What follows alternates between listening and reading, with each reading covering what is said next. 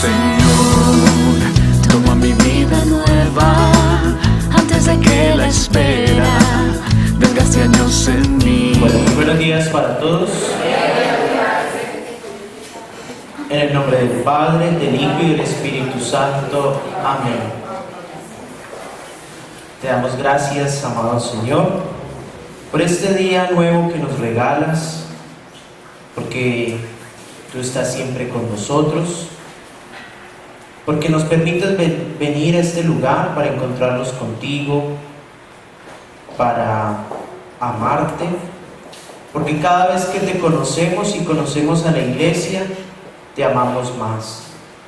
Permítenos, Señor, estar llenos de tu Espíritu Santo para poder entender y comprender las verdades de fe que nos quieres dar a conocer. Gloria al Padre, al Hijo y al Espíritu Santo.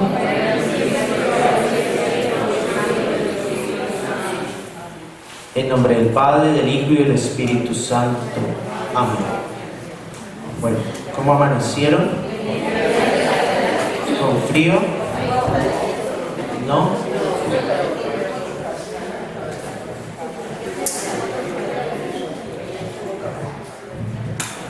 Bueno, en la teología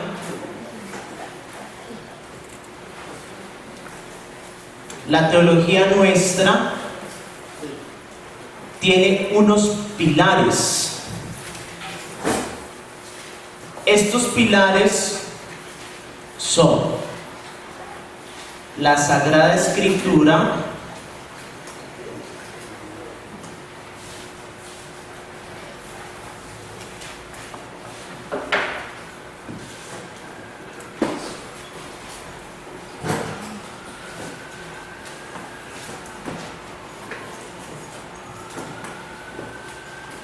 la tradición,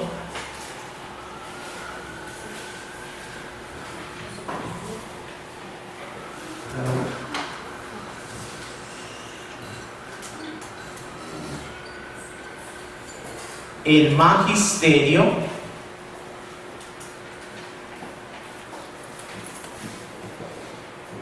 y hay otro que lo denominan el sentido de fe de los creyentes, o en latín sensus fidei, que va muy unido al consensus fidei.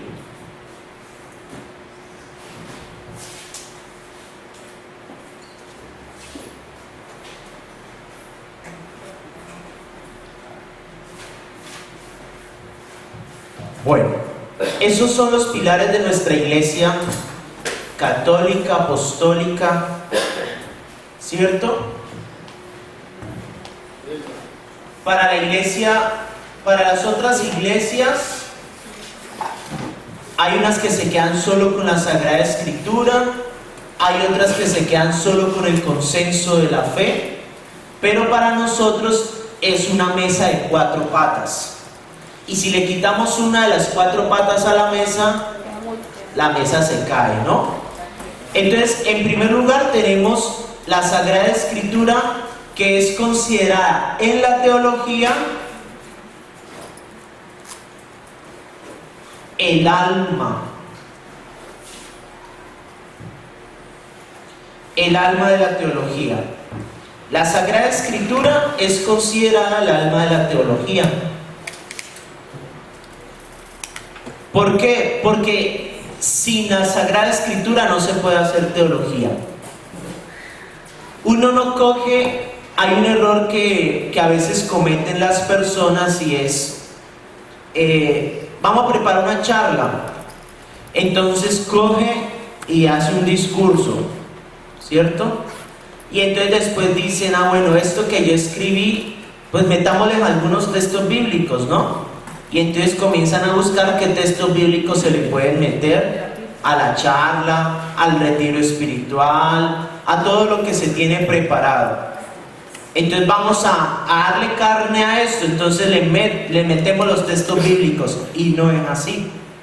Nosotros comenzamos a hacer teología a partir de la Sagrada Escritura, no como que la Sagrada Escritura acuñe lo que nosotros, porque entonces allí se puede pasar a pretexto, ¿no? Se puede tener la Sagrada Escritura como un pretexto.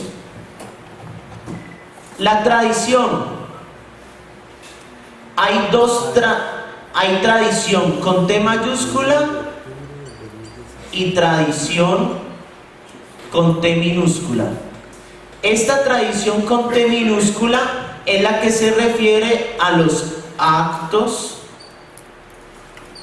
de religiosidad popular. O sea, a lo que me enseñó mi abuela, a lo que me enseñó mi abuelo, a esas tradiciones que aquí en la casa se tiene la tradición de rezar el rosario de rodillas. Aquí en esta casa se tiene la tradición de rezar todos los martes. Aquí en esas son tradiciones con T minúscula que no hacen parte de la tradición de la iglesia.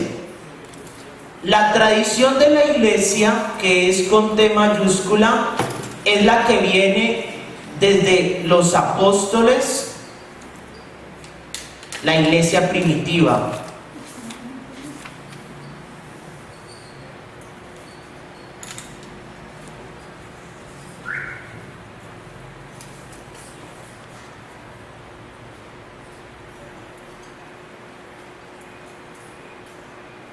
Esa es la tradición con T mayúscula, la que nosotros seguimos oralmente o algunas veces por escrito de los apóstoles y de la iglesia primitiva, que fue transmitida directamente por Jesús.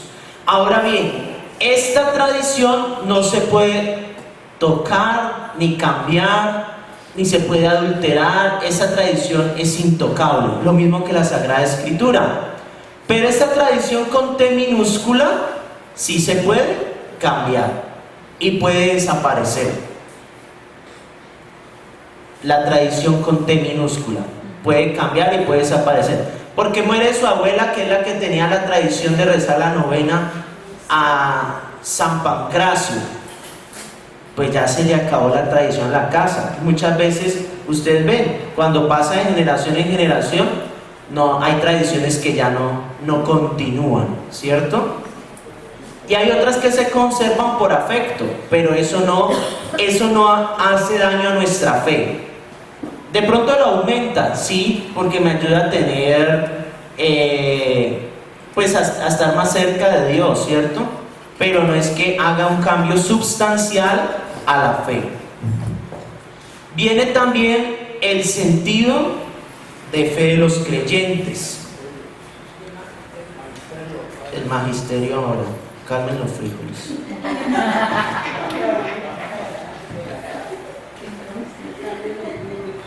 Entonces, en la teología contemporánea a veces hay tres temas que suelen confundirse y que a veces consideran casi equivalentes, pero hay que distinguirlos, ¿no? Está el sentido de la fe, que es el sensus fidei, que lo encontramos en Lumen Gentium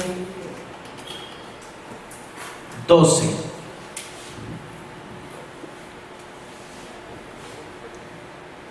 Se refiere a un instinto sobrenatural de las verdades de materia de fe. Correspondería a la fides que antes mencionada. O sea, el sensus fidei es el instinto sobrenatural, la fe que todos tenemos por naturaleza, es el sensus fidei.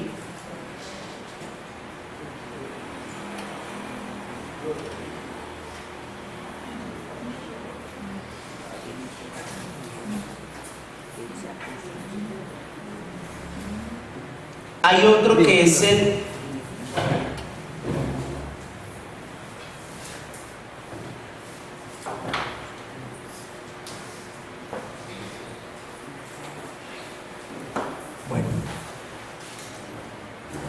Este es el instinto sobrenatural.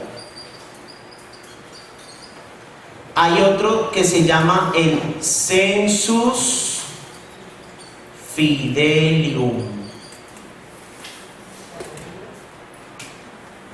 Sensus fidelium es la creencia de la fe.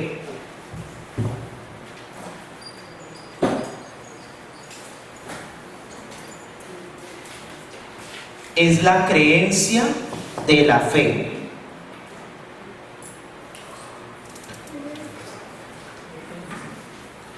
Es decir, este ya corresponde a los que creen.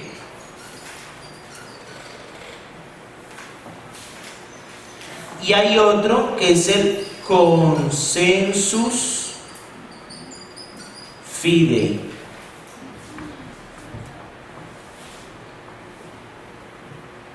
Que es el consenso de los fieles. Se refiere a una fe compartida por todos los fieles.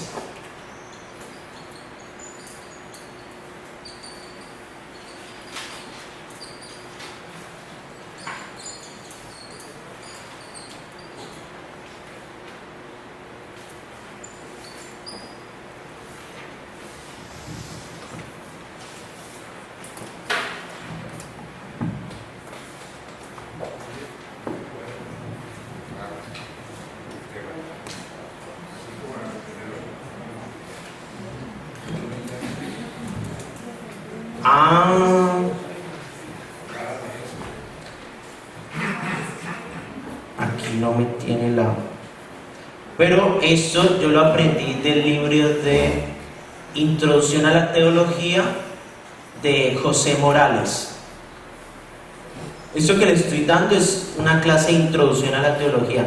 En el seminario nos dan un semestre que se llama así. Cuando recién comenzamos a ver teología, se llama Introducción a la Teología.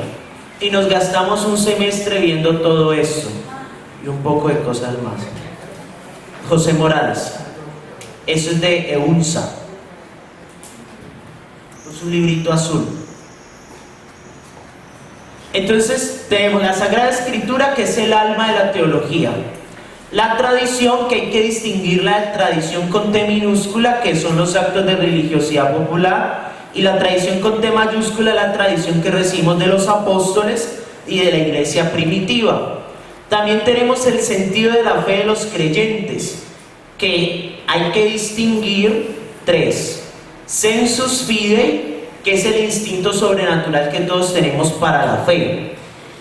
El sensus fidelium, que es la creencia de la fe, o sea, ¿quiénes creen? Entonces el pueblo es el que cree. Tenemos el consensus fidei, que es la fe que se comparte dentro de un grupo de creyentes o entre todos los creyentes. Y finalmente tenemos el magisterio de la iglesia. ¿Quiénes forman el magisterio de la iglesia?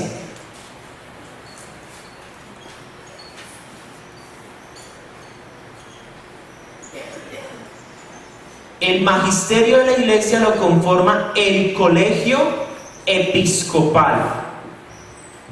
¿Cuántos grados hay en la jerarquía de la iglesia por el sacramento del orden?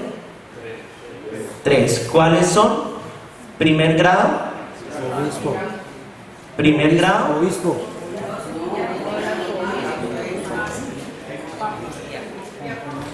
El diaconado. Segundo grado, presbiterado. Y tercer grado, el episcopado, que es el máximo grado de la jerarquía.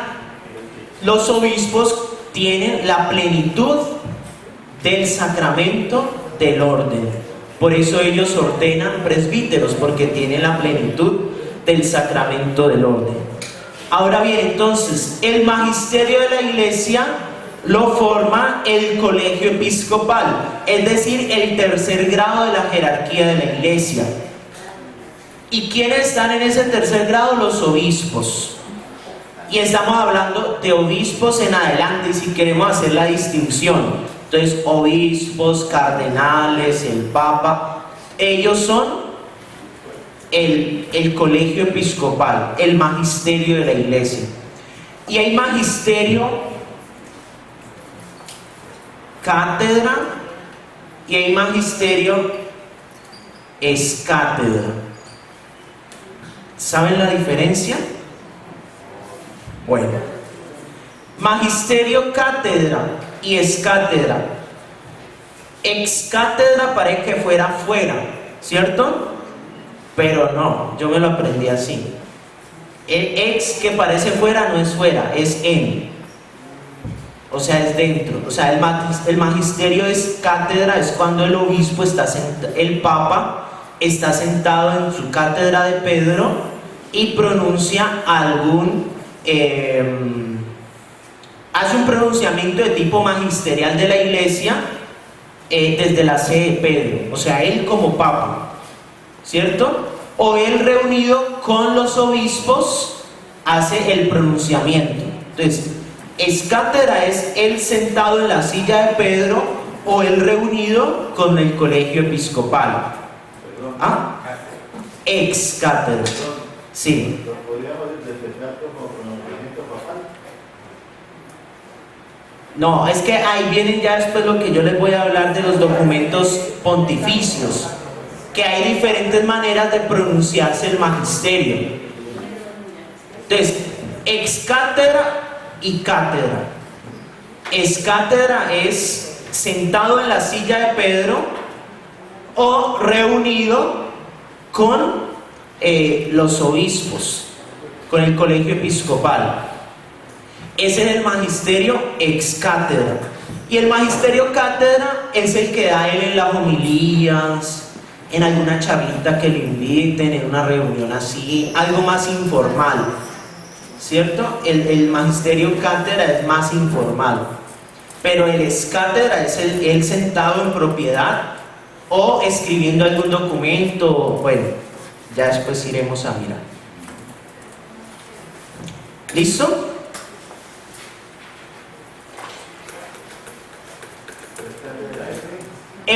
¿Cómo? Es más informal. Es las homilías. Bueno, las catequesis de los miércoles, algunos llegan a decir que es ex cátedra, porque él es sentado en su silla de Pedro, como papa, hace la catequesis, pero no tiene el peso de lo que podría tener una constitución apostólica. ¿Y en la casa de Santa Marta? La homilía de Casa Santa Marta, eso sí es cátedra. Sí, o sea, es algo más informal.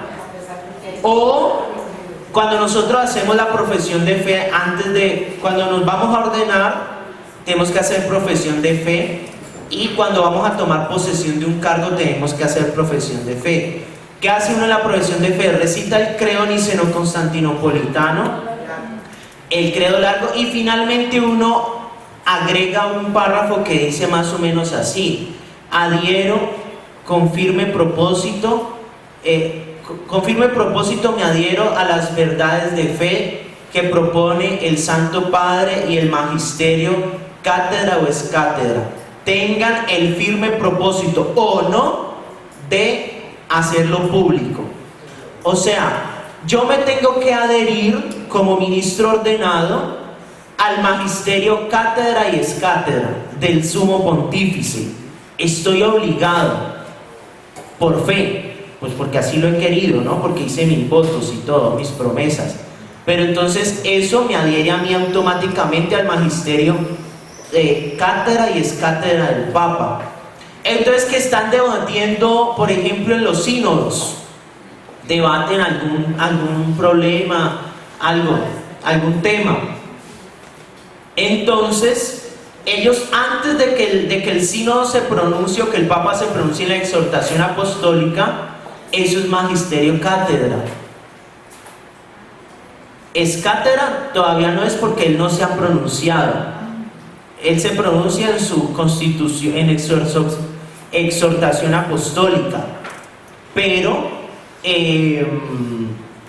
mientras él no se pronuncie y mientras estén debatiendo allá en el sínodo, y lo que se diga antes de es cátedra, es la primera, y allí yo tengo que adherirme de todas maneras a lo que se diga allí, así no tenga el firme propósito de divulgarlo o de darlo a conocer. Entonces, si yo te digo que, por ejemplo, los documentos que suben los obispos, con base en el sínodo, es decir, previo que lo presentaron al Papa, con base en el cual primero es cátedra. El primero es cátedra. Cátedra. Ajá. Y la exhortación apostólica Amoris Laetitia es ex cátedra. Eso, porque ya adquiere el poder de magisterio de la iglesia. Y usted estaría obligado A creer los dos. Sí. No cambió mucho. Es que el Papa nunca puede, o pienso yo que se reunieron ellos y el Papa no les va a decir que a todo lo que ustedes dicen está mal. Vamos por este lado. Bueno, exagero. Yo pienso que Él tiene la facultad. Sí, tiene la facultad. Tiene el poder, pero él no lo hace porque él no va en contra del consensus fidei. Él no puede ir en contra del consensus fidei. Cuando un papa vaya en contra de cualquiera de estas, tiene la facultad de destituirlo.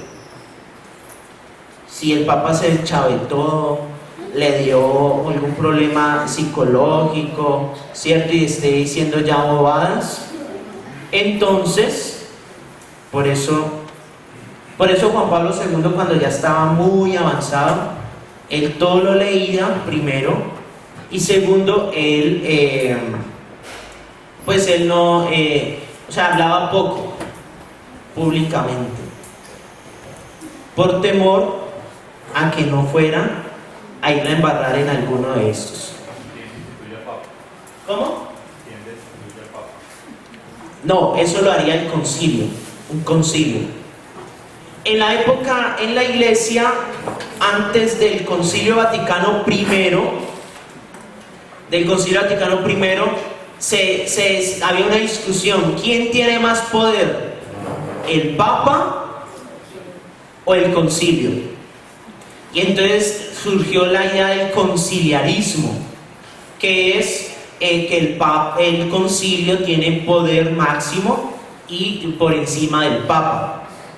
Entonces en el Vaticano I, en el Concilio Vaticano I, se zanjó esa discusión diciendo: hombre, el Papa tiene infalibilidad en materia de fe, moral y costumbres.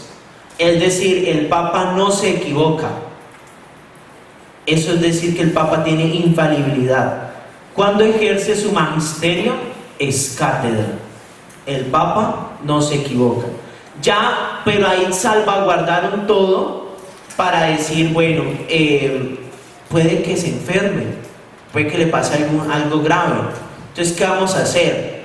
Lo tenemos que dejar ahí, ¿no? Entonces ya la iglesia toma unas medidas, ¿cierto? Y entonces, reunido el colegio de los obispos, pues toman la decisión de si el Papa está apto para seguir o no, ¿cierto? Pero es un caso extremo donde ya esté diciendo que Dios no es Dios, de que Jesús no es el Salvador. Bueno, un caso así extremo, ¿sí me hago entender?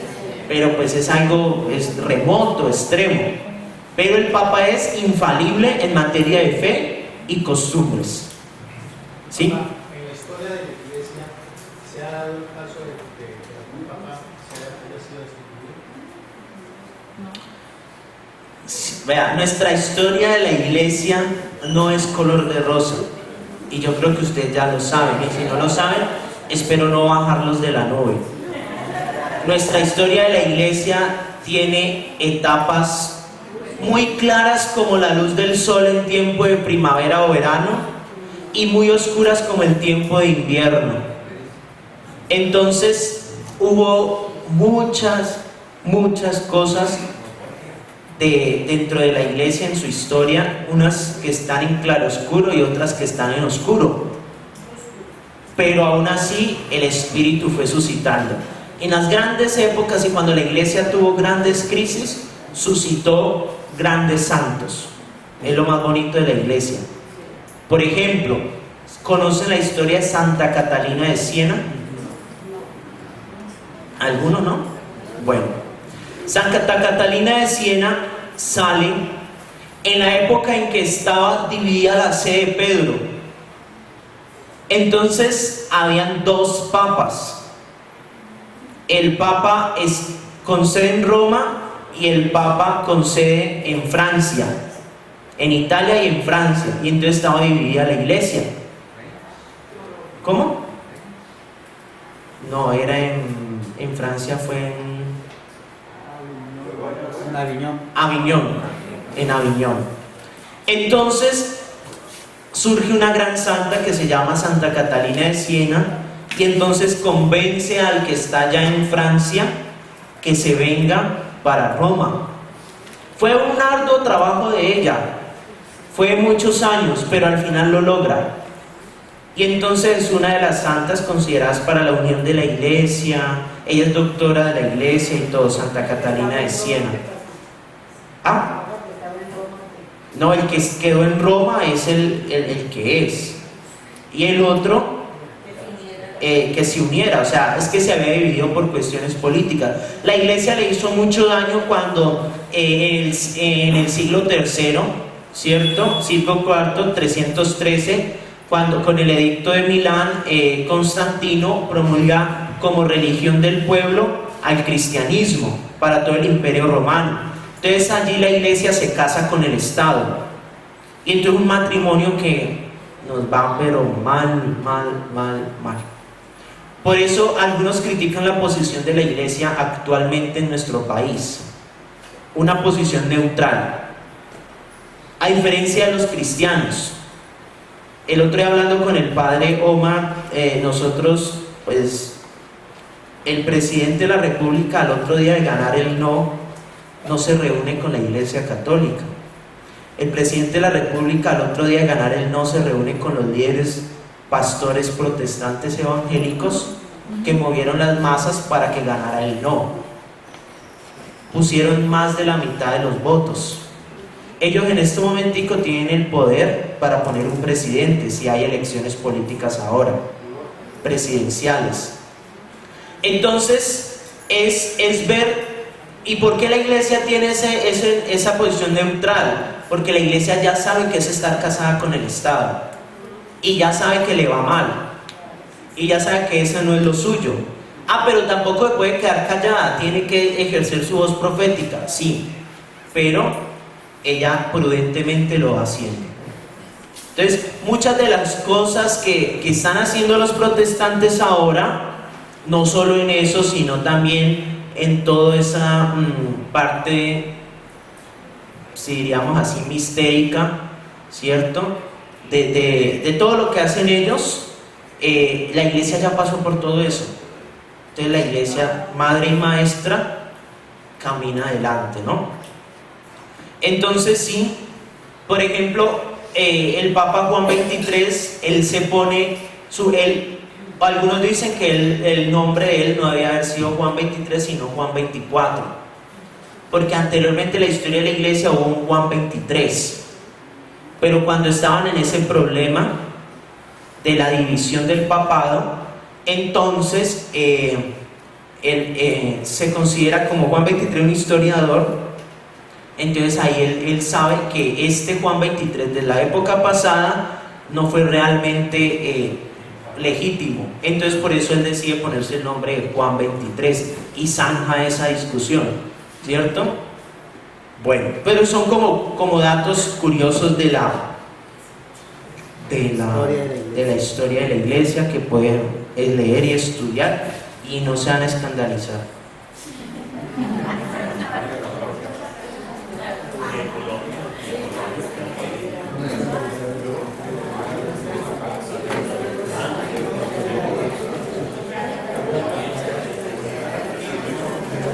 Claro, cuando hubo en Colombia también, cuando hubo el bipartidismo, la iglesia tuvo ahí su vez.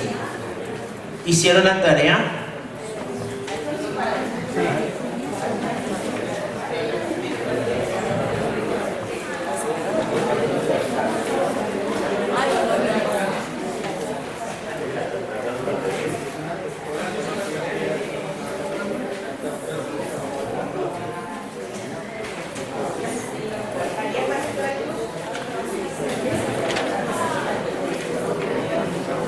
Bueno, como yo sé que a veces no hacen la tarea, yo se las hice. Pero vamos a aclarar dudas. Entonces vamos a hablar del magisterio de la iglesia. Y en primer lugar vamos a hablar de los documentos pontificios. Es decir, los documentos del Santo Padre. Documento pontificio es el documento oficial mediante el cual se expresa el Papa, es decir, para pronunciar su magisterio ex cátedra.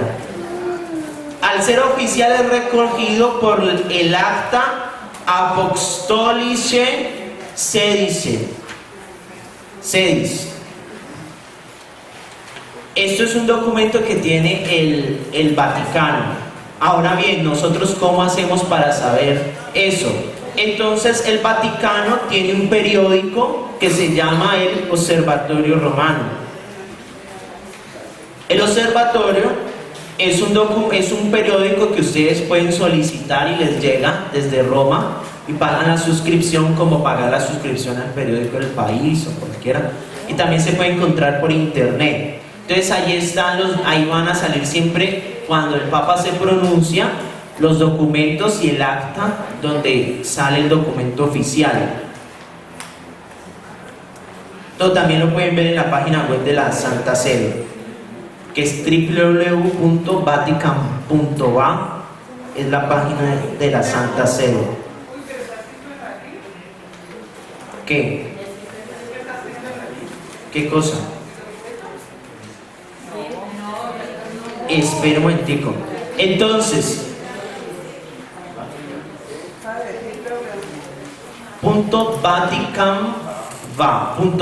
Vatican.va. O ustedes colocan la Santa Sede en Google y ahí sale el este. Bueno, entonces todos los documentos de la iglesia, la lengua de la iglesia es el latín. Entonces, cuando el Papa saca un documento, lo saca en latín, porque es el documento oficial de la iglesia. Y de allí hacen las diferentes traducciones a los diferentes idiomas que existen donde está la iglesia, ¿no? Inglés, español, francés, italiano, portugués, mandarín, ¿cierto? Hacen las traducciones. Pero siempre los documentos van a tener el nombre en latín. El nombre en latín siempre lo van a tener. ¿Y de dónde sale el nombre del documento? De las primeras palabras como comenzó escribiendo el documento el Papa. ¿Y esto por qué el Papa lo hace así? Porque es una tradición bíblica. Los libros de la Biblia, especial los del Antiguo Testamento, tienen esa connotación. Génesis, el libro del Génesis se llama así porque Bereshit, así comienza el libro del Génesis en hebreo, o sea, origen. Génesis significa origen. Entonces la primera palabra que utiliza el Génesis para comenzar su libro es origen, en el principio, en el origen. Eso significa Génesis. Y así entonces la iglesia ha adoptado ese sistema para nombrar los documentos. Entonces todos los documentos de la iglesia son las dos primeras palabras, o a veces tres primeras palabras del documento que se está escribiendo, y siempre es en latín. Bueno, hay diferentes tipos de documentos de la iglesia y los vamos a clasificar por su importancia. Entonces, el primero es la Constitución Apostólica. ¿Qué investigó sobre la Constitución Apostólica ustedes?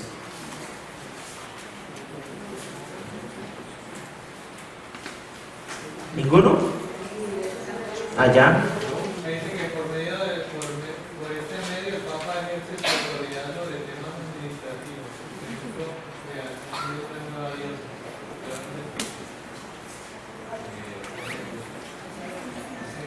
Es la forma más común en la que el Papa ejerce su autoridad petrina. El término hace referencia a la autoridad como sucesor de Pedro, primer obispo de Roma y de Milán.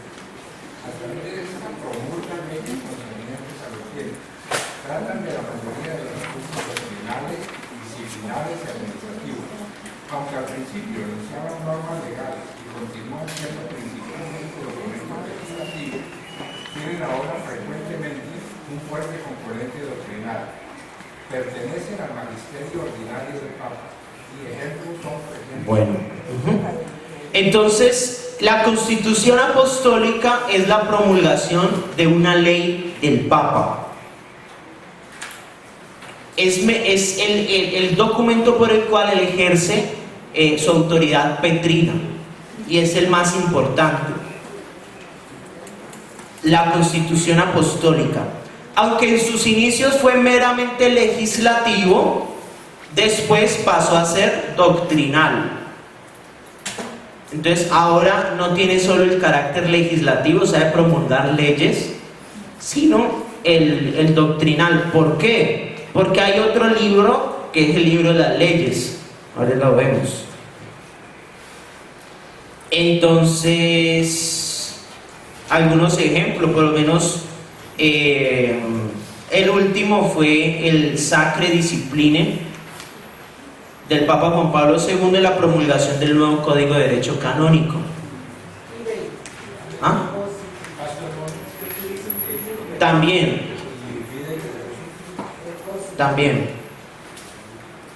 Perdón, sí. El último es Fide y Depósito, que es con el que se sacó el catecismo, que ustedes en el catecismo, si lo buscan, él siempre va a estar al inicio del catecismo de la Iglesia Católica. Constitución Apostólica, Fide, Depósito. Ahí está. Bueno, motu proprio.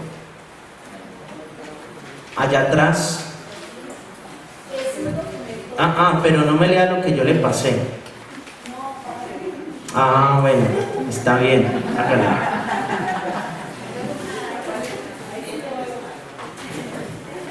Es un documento de la Iglesia Católica emanada directamente del Papa por su iniciativa y autoridad.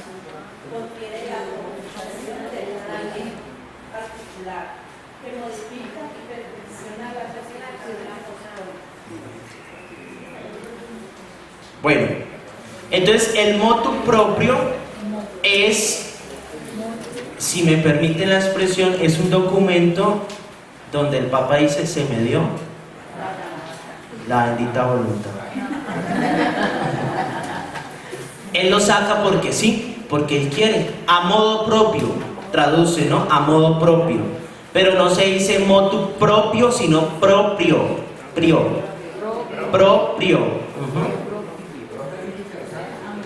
Siempre comienzan con la expresión motu proprio, excepto si.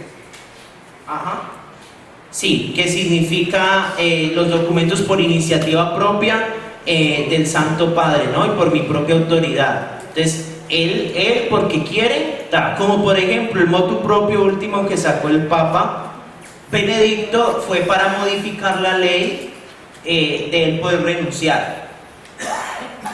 Entonces, él el 11 de febrero, no antes, saca la ley, el motu propio, y es propio, y después dice que la renuncia a él será efectiva tal fecha, porque tiene que modificar primero el documento.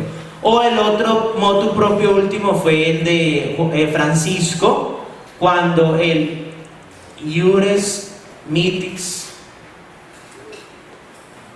Misericordioso, bueno, el Mitis que es Iuris Mitis no se me fue, que es con el que él modificó el derecho canónico para agilizar la nulidad sacramental. Mitis, yo sé que la abreviación es mitis, el mitis. Es que él sacó dos motus propios, porque como la iglesia está, la iglesia latina y la iglesia oriental, la iglesia latina tiene un derecho canónico y la iglesia oriental tiene otro derecho canónico. Entonces él sacó el motu propio para modificar los dos códigos de derechos canónicos, para agilizar esto. Tengo tres. Ajá. Dice aquí, carta apostólica en forma de motu propio, con la que se aprueba el nuevo estatuto de la Autoridad de Información Financiera, en noviembre del 2013. Motu propio, carta para la prevención y la lucha contra el blanqueo, la financiación del terrorismo y la proliferación de armas de destrucción masiva, en agosto del 2013. Por ejemplo, la Constitución Apostólica Fides Depositum la hace Juan Pablo II, con la que se dice que hay que modificar el catecismo de la Iglesia Católica. Y él muere. Y él en la Constitución dice que el prefecto para la doctrina de la fe, el cardenal Joseph Ratzinger, será el que lidere la comisión para el nuevo catecismo. Cuando él muere, el catecismo ya se lo habían entregado a él, pero faltaba aprobarlo para sacarlo. Entonces al Papa Benedicto le toca sacar un motu propio para terminar de ejecutar el catecismo, pues ya que lo iba a revisar si fue el que lo hizo. Entonces él saca un motu propio y divulga el catecismo ya como Papa. Entonces es así, ¿no? Bueno, en la encíclica Son cartas circulares públicas una enseñanza. eso. Las encíclicas son cartas generalmente con asuntos de doctrina de moral o social, dirigida a todos los fieles, ¿no? Son cartas circulares, como ya lo había dicho. Entonces, las encíclicas, ¿qué proponen? Enseñar sobre algún tema doctrinal o moral, y en los últimos tiempos sobre social, avivar la devoción, condenar los errores, informar a los fieles sobre los peligros para la fe procedentes de corrientes culturales o amenazas del gobierno, etc.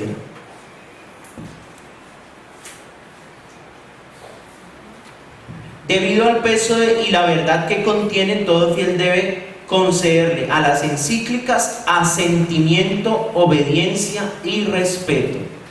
Entonces las encíclicas deben de ser aceptadas, creídas y respetadas por todos.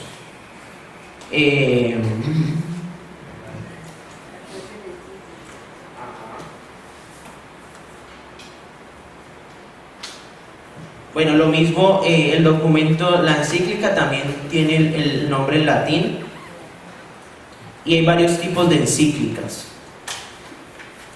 Entonces están las encíclicas doctrinales, que desarrollan extensamente la doctrina del Papa que propone en la misma. Muchas están marcando significativamente la vida de la Iglesia. Entre las más recientes, pues podemos tener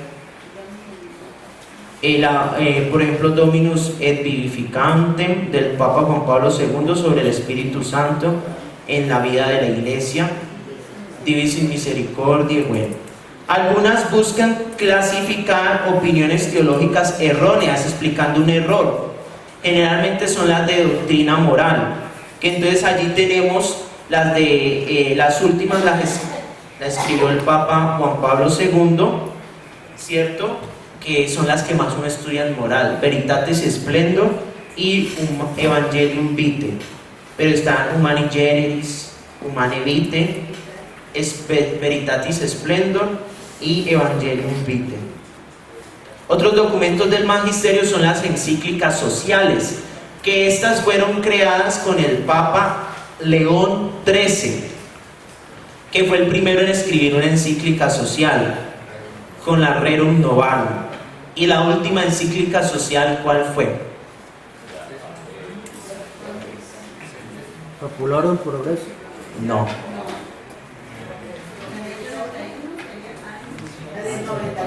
No. En el 2015.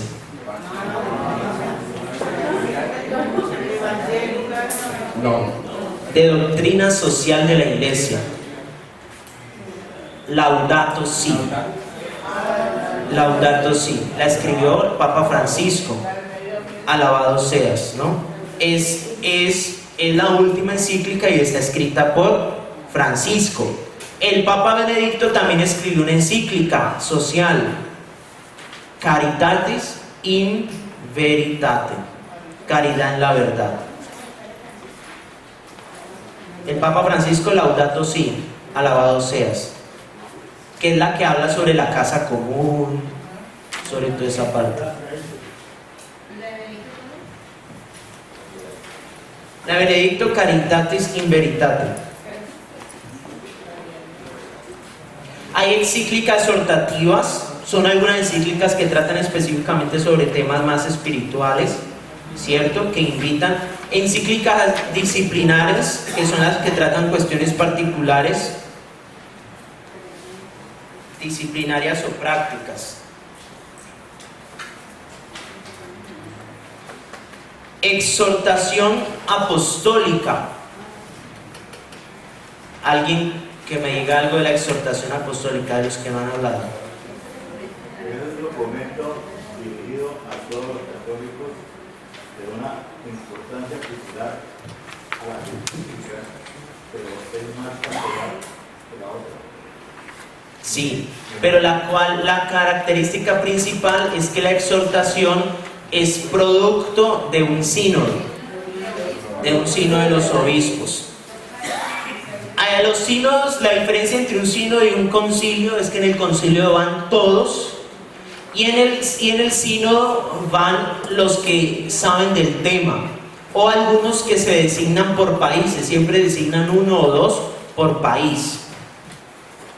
Entonces ahí está, por ejemplo, la última exhortación apostólica fue Amoris Laetitia del Papa Francisco.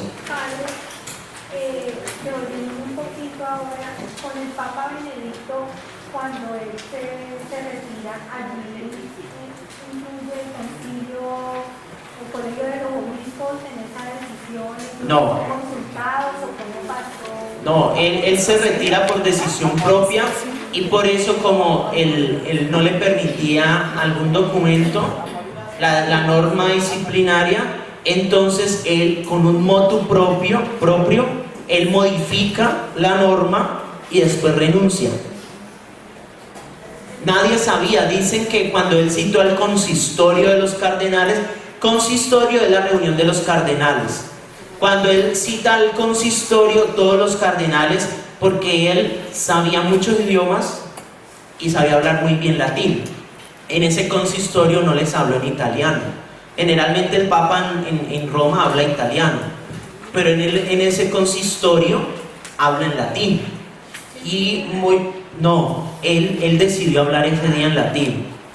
Y entonces él hablando en latín, cuando va diciendo que ha tomado la decisión de renunciar, y todos se quedan así, wow, ¿qué pasó? Los que entendieron el latín, los otros como si nada, quedaron como gringos. Pero entonces ya después comienzan a murmurar y entonces ya se hace público, ¿no? Pero es una decisión que él toma libre. Pero para poderla tomar, él tiene que hacer un motu propio para modificar la norma. Por eso él no renuncia el mismo día que anuncia la noticia. Él dice, a partir de tal fecha la sede queda vacante. Pero él argumenta, nosotros supimos porque siempre se supo que él había decidido, pero él en algún momento escribe por qué es su razón de... Pues ahí ahorita recientemente le hizo una entrevista y él ahí dice, pero él dice que es decisión propia, él no le consultó a nadie. por la salud.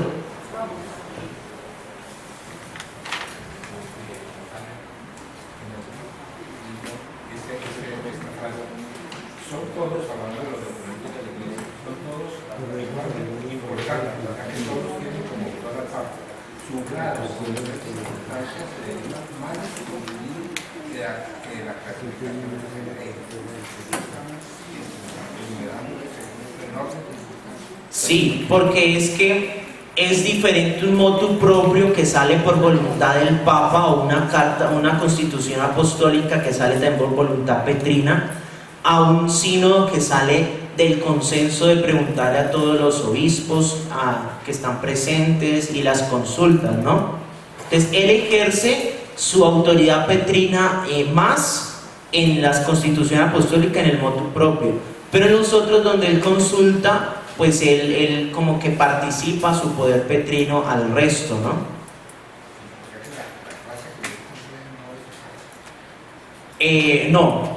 No, o sea, no es tan precisa. O sea, sí son importantes porque todos los promulga el Papa, pero hay unos que los promulga él por su poder, ¿no? El poder que tiene, el poder de las llaves. De hecho, de ahí deriva de todos estos documentos, ¿no? El Papa publica documentos por el poder de las llaves que tiene él.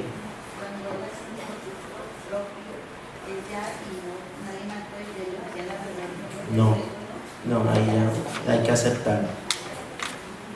Carta apostólica. Esta es parecida a la encíclica, pero no es lo mismo, ¿no? Están dirigidas ya a grupos específicamente, ¿no? A un grupo en particular. Entonces está, por ejemplo, las cartas que hacen ellos con cierta ocasión de cierto día. Por ejemplo, está la carta apostólica Dies Domini, sobre el día del Señor, sobre el domingo, porque tercio milenio adveniente, que es para hablar del 2000, cuando hablan. Entonces esas cartas apostólicas pues ¿son qué? Son más particulares. Después finalmente tenemos la bula papal, o algunos la unen con el breve apostólico, que es menos solemne que la carta, pero la bula ya es expedido por la Cancillería Apostólica del Papa sobre determinados asuntos, ¿cierto? Por ejemplo, cuando van a elegir una diócesis, lo hacen por medio de una bula también, se puede hacer, o un monasterio, o bueno. Y finalizo con el concilio. Bueno, yo traje todos estos libros, es para mostrarles la Sagrada Escritura, el Catecismo de la Iglesia, si ustedes quieren saber qué dice la Iglesia en materia de fe y costumbres, hay que leer el Catecismo de la Iglesia Católica. Que ustedes quieren saber las leyes de la Iglesia, está Código de Derecho Canónico.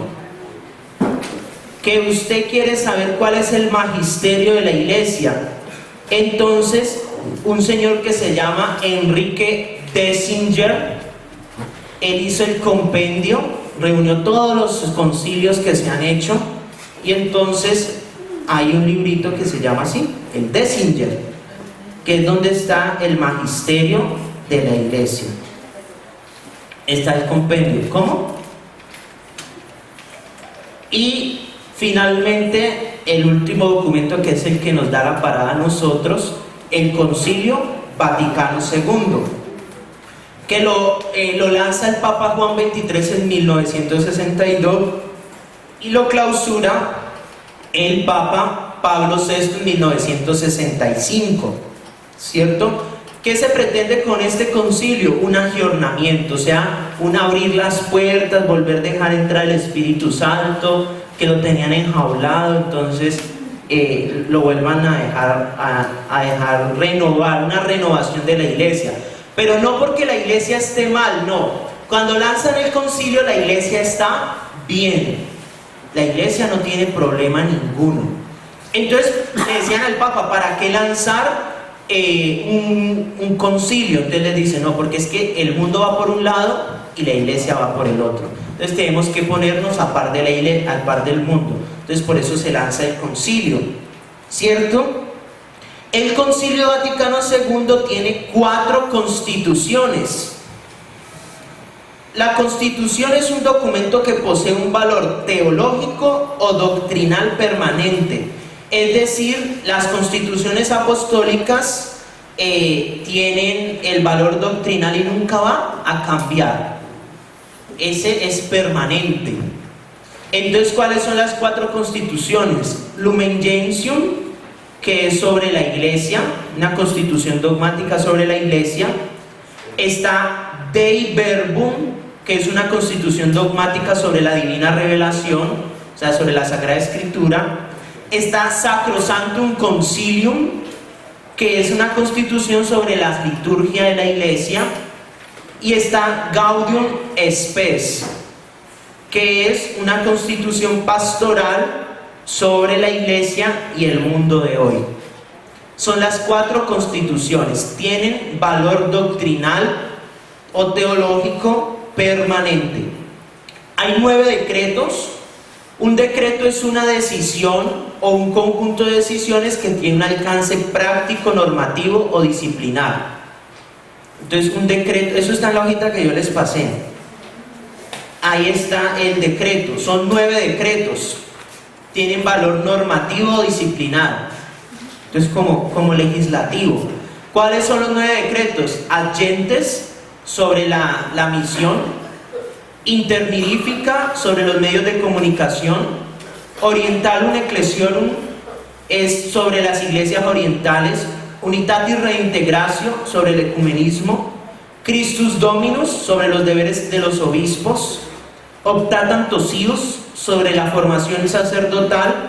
Presbyterorum Ordinis, sobre el ministerio y la vida de los presbíteros. Prefecte Caritatis, que es sobre la renovación de la vida religiosa. Y Apostolicam Autocitate, sobre el apostolado de los seglares, o sea, de los laicos. Y finalmente hay 3 declaraciones, que es como lo que dice la iglesia sobre algún tema que se está investigando. Entonces, estos 3 declaraciones son Gravissimus Educationis Momentum, que es la declaración sobre la educación cristiana en la juventud.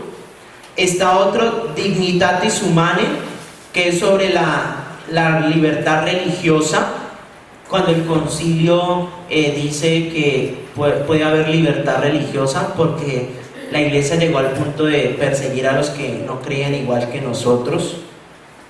Y Nostra Aetate, que es sobre las relaciones de la iglesia con las religiones no cristianas. Ese es el Concilio Vaticano II.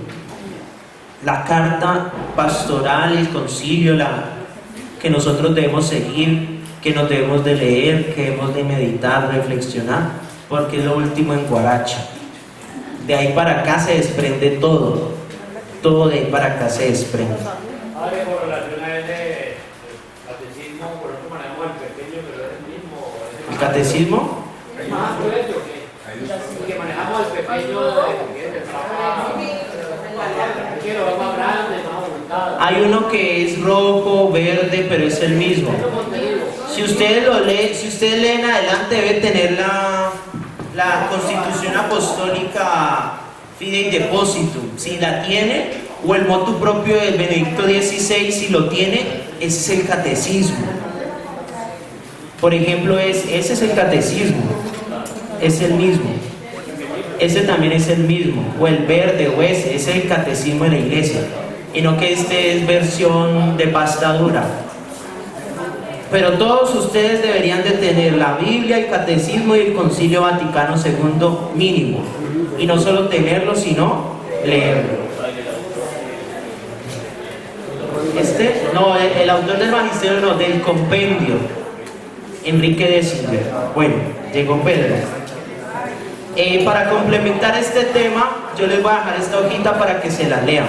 ¿Listo? Llévame donde los hombres necesiten tus palabras.